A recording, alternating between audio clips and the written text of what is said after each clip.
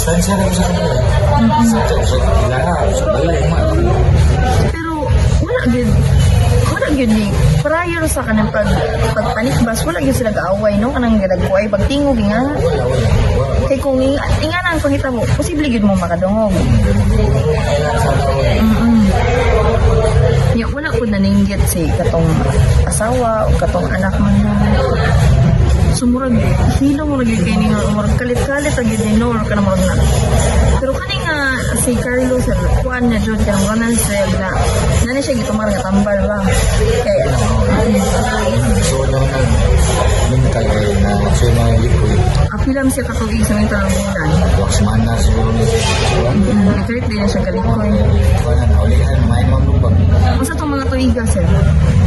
Huwag ko kibawan sa kong grade sa mga nalimot ko. Yan na barangay na pag ni. Kay tungod. Nagpupunusun lang sa musilingan. So na nagiday siya yung stories mga ingani, no? Nga ka na mo patay gid siya. Ang hulga gid siya. Nang mahal ko na sa bata. Ang butang niya dito. Ito, matun. Tungod Diyos ka adik, no? Like imagine, anak gid niya nga. Ang batang gamay. Kung mag-away sila, nangyari na na mo. Kaya nabuluto dito pa on. Pag mag-utang ng liyon niya. Ayun siya. Saan taong ka ba doon? Ang punto na nga. Pero may kami.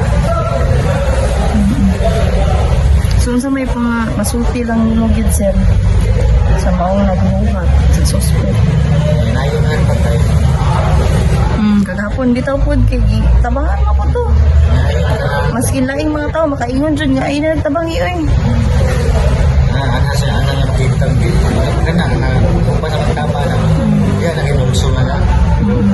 Siya yung patay on. Hindi siya dalinom. Inayon na siya patay sa mga. Piso na siya. Hindi na.